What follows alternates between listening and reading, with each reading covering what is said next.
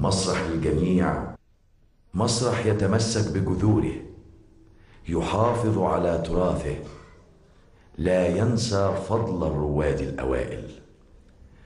مسرح لا يتعالى على جمهوره وإنما يحترمه، لا ينفصل عن الواقع ولا يبتذله، لا ينسى قضاياه ولا يرغمك على تبنيها.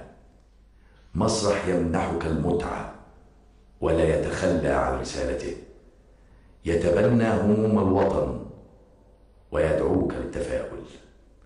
مسرح للجميع يتبنى قضايانا الإنسانية النبيلة ويبحث عن الخير والحق والعدل والجمال.